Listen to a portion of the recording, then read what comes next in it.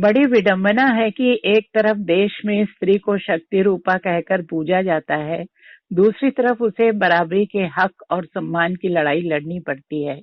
माता पिता के यहाँ वो पराया धन मानकर बड़ी की जाती है। शादी के बाद वो पति के घर जाती है, तो उसका घर कौन सा है? वो तो आदतन हर घर को अपना समझ पूरा समर्पण देती है। फिर भी क्या है उसकी असली पहचान?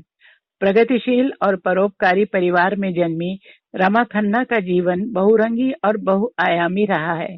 प्रारंभिक शिक्षा गुजरात में, उच्च शिक्षा लखनऊ में होने के बाद उच्चतर स्तर पर रमा खन्ना ने भारत और विदेश में अपनी प्रतिभा के बल पर शिक्षा ग्रहण की।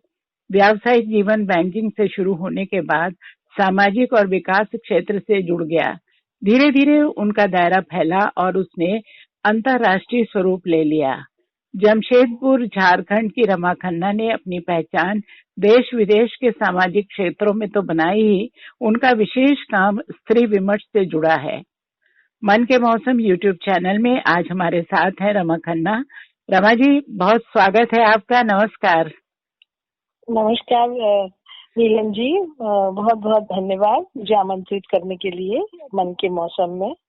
जी रमा जी, सबसे पहले हम जानना चाहेंगे, जो संस्कार वातावरण परिवार में मिला और जो माहौल गुजरात उत्तर प्रदेश की संस्कृति में मिला, उसने आपको कैसे गढ़ा?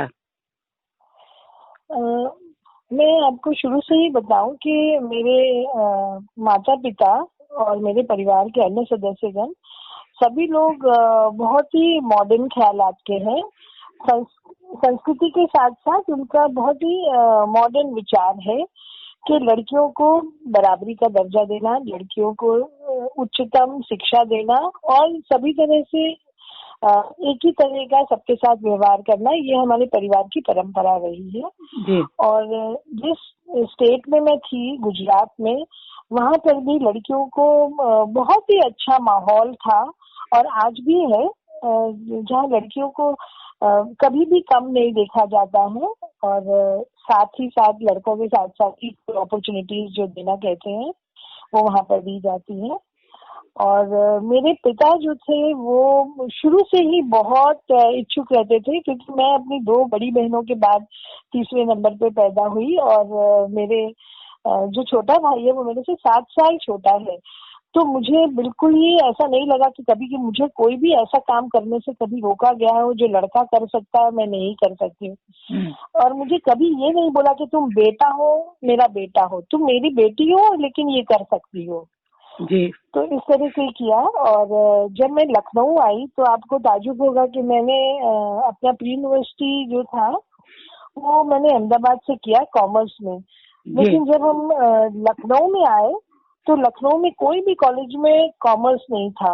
अच्छा। तो हाँ, बिल्कुल भी कोई भी कॉमर्स में ऐसा नहीं था जहाँ लड़कियों को कॉमर्स में एडमिशन मिले। तो एक क्रिश्चियन कॉलेज जो लखनऊ में है वहाँ पर लड़कियों को एडमिशन, 76 की मैं बात बता रही हूँ। तो वहाँ से डॉक्टर तिवारसन वहाँ के प्रिंसिपल थे और मेरे पापा जब वहाँ पर गए तो उन्होंने बोला कि देखिए यहाँ कोई भी लड़कियां नहीं है और यहाँ पर आपकी बेटी को बहुत दिक्कत होगी। तो पापा ने बोला नहीं, मेरी लड़की कोप अप कर जाएगी। फिर भी और पापा ने मुझे अपॉर्चुनिटी दी कि मैं वहाँ जाके पढूं। लेकिन क्योंकि 6 महीने का ही टाइम था तो लेकिन जब मैंने बीकॉम जब ज्वाइन किया 77 में, आईटी से मैंने इंटर आर्ट्स किया और 6 महीने में 2 साल का कोर्स करके मैंने उसको पास किया। और जब बीकॉम में मैं एडमिशन लेने के लिए लखनऊ यूनिवर्सिटी गई तो वहाँ पर एक भी लड़की नहीं थी कॉमर्स डिपार्टमेंट में। I was the first girl to join commerce department in 1977।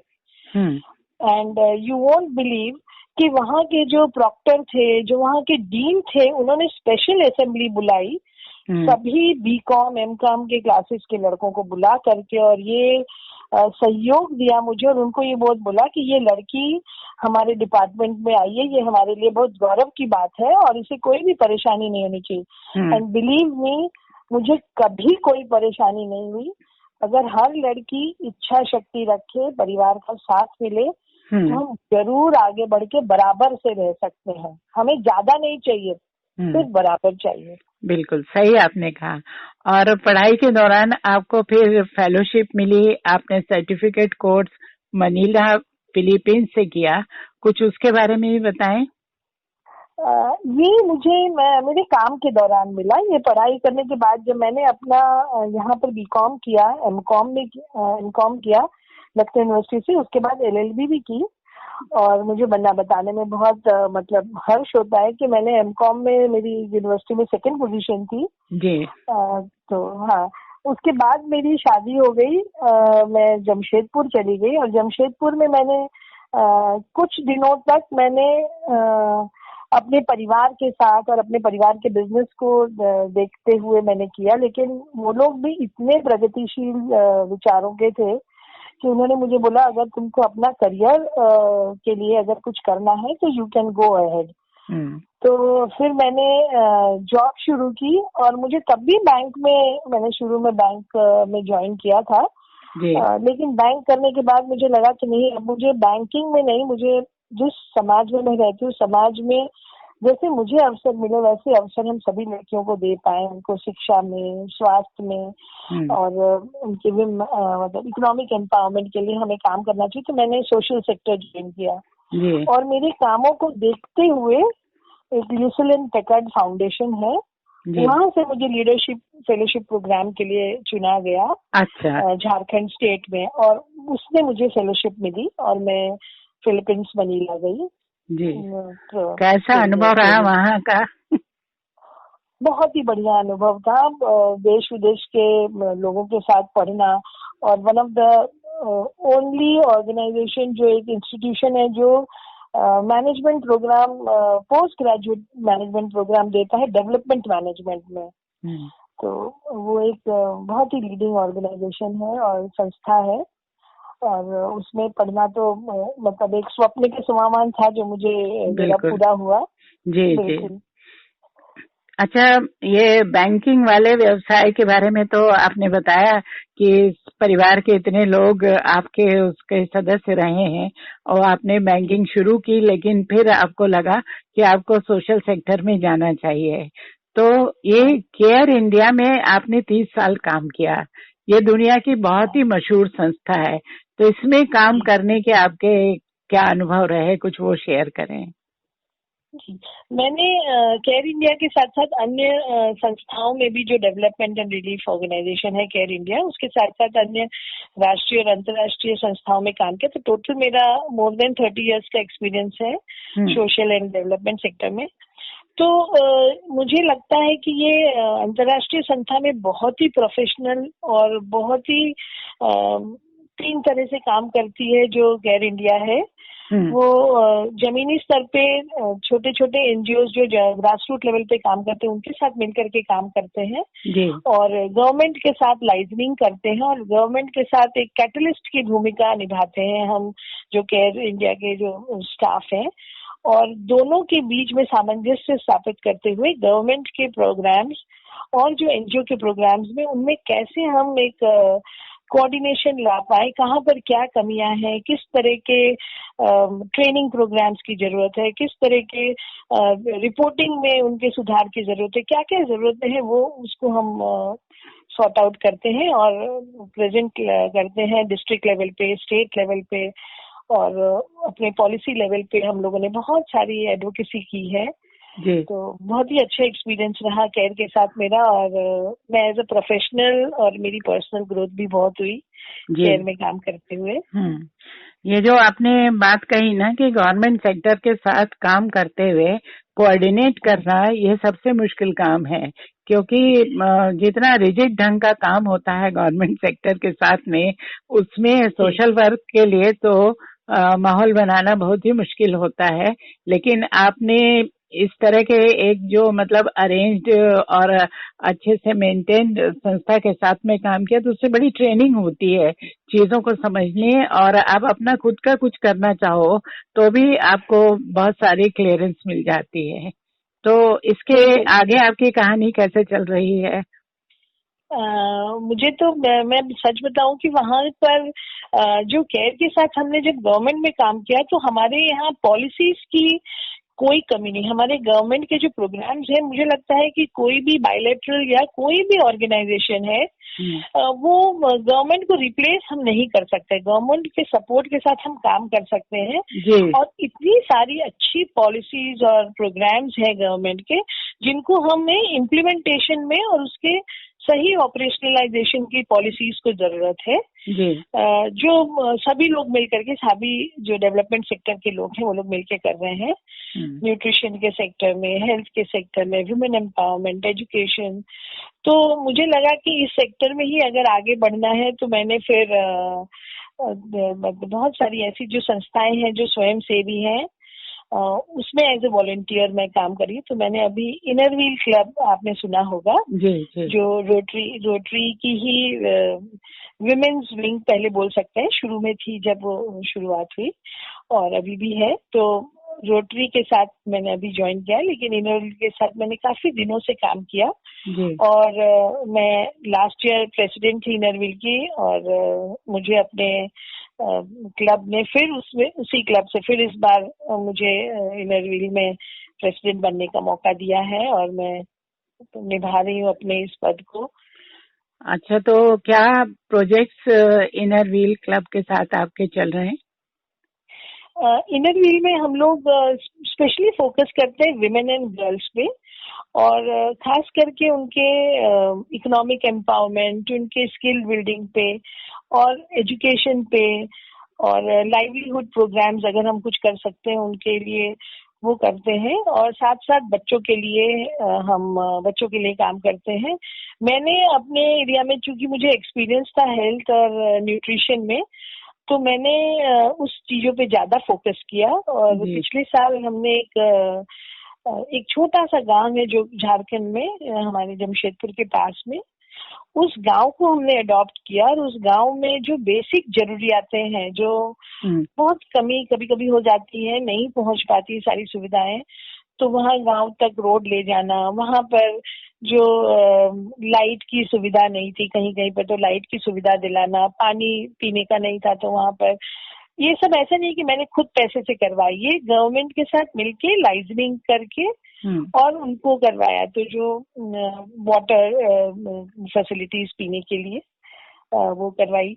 Anganwadi centre से मुझे खास लगाव है, तो वहाँ के एक आंगनवाड़ी सेंटर को हमने एक बहुत ही हैप्पी आंगनवाड़ी सेंटर बनाने की कोशिश की, जिसमें तो उसमें क्योंकि आसपास के जो कुछ बच्चे थे जो थोड़े से पैसे वाले थे, तो वो लोग नर्सरी स्कूल में जाते थे, उनके छोटी छोटी कुर्सियां, उनको colourful books, colourful table chairs और बिल्डिंग अच्छी सुंदर सी, तो ये सब देख के वो बच्चे भी थोड़ा हताश होते थे। तो हमने इनर व्हील की प्रेसिडेंट रहते हुए मैंने उस आंगनवाड़ी को एक हैप्पी आंगनवाड़ी और छोटे छोटे टेबल कुर्सी, वहां पर बहुत सारा खिलौने के सामान, छोटी लाइब्रेरी और उनका किचन को, हाँ, और सबसे बड़ी बात है कि आंगनवाड़ी में गवर्नमेंट के थ्रू खाने के लिए प्रोवाइड किया जाता है न्यूट्रिशन, जो एडिशनल सप्लीमेंट्री न्यूट्रिशन के लिए कि अपने घर बच्चे जो खाएं, तो वो सप्लीमेंट्री न्यूट्रिशन में इतना पैसा उनके पास नहीं होता है कि सब्जी और वो सब भी बहुत सारा डाल पाए। तो बिल्कुल आंगनवाड़ी के बगल में एक छोटी सी जगह थी जो बिल्कुल पथरीली थी। उस पथरीली जमीन को गांव वालों की मदद से हमने उसको पूरा एकदम लेवल किया, फिर उसमें बहुत सारी खाद मिट्टी डलवा कर वहां पर एक पोषण वाटिका का निर्माण किया और उस पोषण वाटिका में ऐसी सब्जियां डाली जो बच्चों की खिचड़ी में पड़ जाए, और पपीते के पेड़, सहजन के पेड़, मतलब इस तरह से लगाया और आप विश्वास करेंगी बच्चे इतने खुश, और पानी डालते हैं, वहाँ की सब्जियां उगती उनकी उसमें पड़ती है, तो देख के बहुत सेटिस्फेक्शन होता है। मतलब मुझे इतना मतलब सुनकर जैसे होता है ना कि जैसे खुद का सपना साकार हो गया हो, ऐसी फीलिंग हो रही है आपकी बातचीत सुनकर। वैसे तो लग रहा होगा सुनने वालों को कि आपकी जिंदगी में कभी कोई मुश्किल आई ही नहीं, लेकिन मुश्किलें आई होंगी, आप मुश्किलों का जिक्र नहीं करना चाहती हैं। आप पॉजिटिव रहकर, चूंकि आपको उस पथरीली जगह से हताश नहीं होना था, एक ख्याल आया कि सबको साथ में लेकर इस तरह की हरियाली भी वहां वहाँ आ सकती है और कौन सी हरियाली बच्चों के लिए सही होगी, कौन सा वेजिटेबल्स वगैरह सही होने चाहिए, उसका भी आपने तय कर लिया और इतने सारे चेंजेस आ गए। बिल्कुल लगता है जैसे कोई सपना सच हो गया हो। तो आपका बहुत ही सोचने का तरीका जो है वो बहुत ही पॉजिटिव है और बहुत बधाई मैं इस बात की देना चाहूंगी कि अगर इस तरह के सोच से और इस तरह से काम करने वाले लोग हों, तो जो बार बार आप एक चीज दोहरा रही हैं कि गवर्नमेंट सेक्टर के साथ में मिलकर बहुत सक्सेसफुली आपने काम किया, तो वो किया जा सकता है अगर करने वाले भी अपने सोच को सही रखें। तो आजकल इसके अलावा या आप कुछ और बात कहना चाह रहे हो? मुझे तो बीच में अच्छा लगा तो इसलिए मैंने आपको रोक के अपनी बात कही। नहीं, ये तो बहुत अच्छे। अभी भी देखिए कोविड का टाइम है और सभी जगह पे बहुत परेशानियां हैं, तो मुझे ये भी लगा कि हम लोग और क्या कर सकते हैं, इनर व्हील मेंबर्स और हम फ्रेंड्स एज टीम हम क्या कर सकते। तो हम लोगों ने एक छोटा सा सर्वे किया कि देखा कि कौन ऐसे लोग हैं जिनके पास राशन कार्ड नहीं है या जिनको किस तरह की सुविधा नहीं मिल पा रही है सरकारी सुविधाओं के बावजूद। हालांकि बहुत स्वयंसेवी संस्थाएं और जुड़ी हुई थी, लेकिन कुछ जगहों पर नहीं हो पा रहा था। तो ऐसे लोगों को आइडेंटिफाई करके हमने लगातार उनको राशन की व्यवस्था की और मास्क बंटवाए, वहां पर सैनिटाइजेशन प्रोग्राम करवाया कि गांव को सैनिटाइज करवा दें और महिलाओं को, और खास करके गर्भवती महिला और धात्री माताएं जिनको की जो पोषण और पोषक तत्व और जो सरकारी सुविधाएं मिलती है वो इस कोविड के कारण नहीं मिल पा रही थी, तो उनको जो अतिरिक्त आहार की जरूरत है उसके लिए हम लोगों ने मतलब उसको प्रोवाइड करवाया। जी, बहुत ही जरूरत थी इसकी। कुछ हाँ, तो ये लग रहा था कि नहीं, ऐसा नहीं है कि वो लोग वंचित रह जाएं। फिर कुछ ऐसी बातें जो क्योंकि अभी घर पे पुरुष भी रहते हैं, पुरुष प्रधान हमारा मतलब समाज है, तो समाज में अगर पुरुष घर में रहता है तो जाहिर सी बात है कि थोड़ी चीजों पे आपस में झगड़ा करना, गुस्सा करना, तो महिलाओं की परिस्थिति थोड़ी सी और भी वो हो जाती है, या जो उनकी और भी रिप्रोडक्टिव हेल्थ प्रॉब्लम्स है उनके लिए जो उनको समस्याएं आती हैं। तो हम लोग ने सैनिटरी वेंडिंग मशीन्स लगाए, सैनिटरी पैड्स बंटवाए और उन लोगों को समझाया कि डोमेस्टिक वायलेंस से वो कहाँ क्या किस जगह पर जा सकती है, कैसे वो अप्रोच कर सकती है लोगों से कि घर पे मारी न जाए, क्योंकि अभी अप्रोच करना और भी मुश्किल हो गया कोविड के टाइम में। तो ये सारी छोटी बातों का ध्यान रख के हम लोग ने प्रयास किया कि एक छोटा सा इतना बड़े समुद्र जैसा है ये काम, तो लेकिन अगर हम एक सागर में छोटी सी बूंद अगर हमारे सहयोग से अगर किसी को मिल पाए तो ये हमने थोड़ा सा प्रयास तो जरूर किया है। जी, और ये जो प्रयास है तो उदाहरण है, इस प्रयास से खुद आपकी अपनी शक्ति बढ़ी है कि अगर आप चाहेंगी तो आप लोग मिलकर और बड़े काम भी इसके आगे भी कर सकते हैं। तो रमा जी, ऐसा है कि बिल्कुल सच है कि महिलाओं और लड़कियों से जुड़े मुद्दों पर काफी काम करने की अभी भी जरूरत है। वो जो आपने बताया कि अगर पुरुष घर पे रह जाता है और वो भी कोविड के टाइम में बहुत लोगों के पास काम नहीं है और असुरक्षित होने की वजह से भी लोगों का मतलब घर पे रहना बढ़ गया है, तो उससे एक असुरक्षा भी बढ़ गई महिलाओं के लिए। बिल्कुल। तो शायद सबसे बड़ी जरूरत समाज में महिला की दूसरे दर्जे की स्थिति को खत्म करने की है। आप क्या सोचते हैं इस बारे में? बिल्कुल। अभी मुझे लगता है कि मेरे इतने साल का जो एक्सपीरियंस है ग्रास रूट लेवल पे, मुझे लगता है कि महिलाओं को शिक्षित होने के साथ साथ सक्षम भी होना बहुत जरूरी है, और सक्षम होने के लिए उनके पास इकोनॉमिक पावर, फाइनेंशियल पावर होना बहुत जरूरी है। क्योंकि अगर वो थोड़ा सा भी उनके पास अगर पैसा रहता है तो वो अपने लिए सोच सकती है, अपने बच्चों के लिए सोच सकती है। पुरुष के पास पैसा होता है तो वो मतलब कुछ शराब पीना या इस तरह के जो बहुत सारी जो ऐसी समस्याएं हैं जो समाज में निम्न वर्ग के लोगों के साथ आती हैं, तो वो हो जाता है। तो इस तरह से अगर महिलाएं थोड़ा सा इकोनॉमिकली एम्पावर्ड होंगी और पुरुष को भी साथ साथ जोड़ना है, ऐसा नहीं कि हम सिर्फ महिलाओं के संग काम करें, महिलाओं को ही बताएं। मैं आपको एक उदाहरण दूंगी। जब मैं केयर में थी तो हम लोगों को जो प्रेग्नेंट और लैक्टेटिंग विमेन थी उनको हम लोग बहुत समझाते थे कि आपको ये आयरन की गोली खानी है, ये 3 बार जांच करानी है, ऐसे करना है, बच्चा जब होगा तो उसको नहलाना नहीं है, ये जो भी छोटी छोटी जो घर पे कैसे हम न्यूबॉर्न केयर कर सकते हैं। लेकिन हम लोगों ने देखा कि वो महिला के हाथ में कुछ नहीं है, वो पुरुष जो चाहता है या उसकी सास जो चाहती है वही वो कर पाती है। वो तो बेचारी उसकी आवाज ही नहीं है कोई।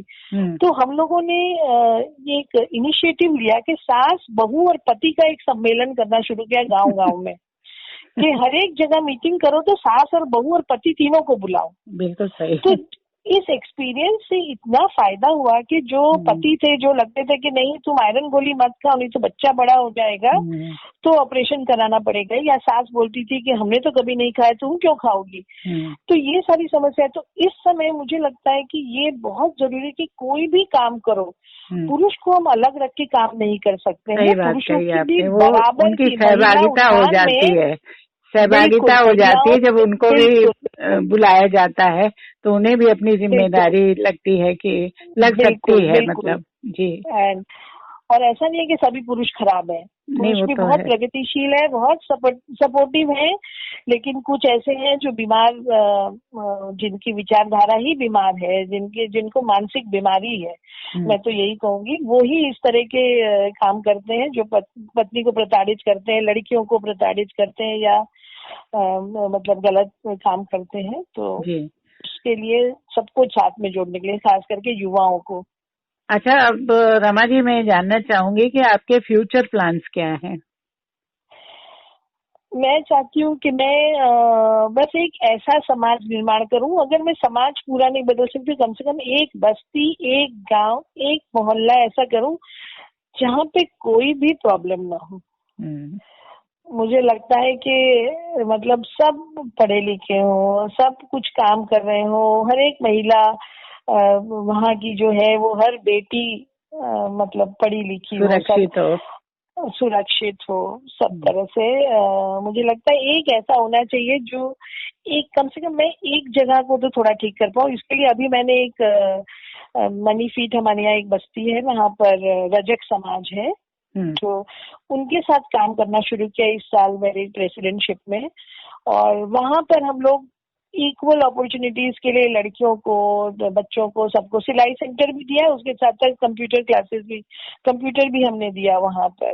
प्लांटेशन भी करवा रहे हैं, साथ साथ उनकी वोकेशनल अदर ट्रेनिंग भी कर रहे हैं, उसमें लड़कों को भी लड़कियों को भी जोड़ रहे हैं। तो इस तरह से जो हम काम कर रहे हैं, तो मुझे लग रहा है कि कुछ एक ही जगह पे करूं, लेकिन उसका कम से कम थोड़ा सा लगे कि हाँ यहाँ पर कुछ ऐसा डेवलपमेंट हुआ जो सस्टेन कर जाएगा। सस्टेनेबल डेवलपमेंट के लिए मैं काम करना चाहती हूँ।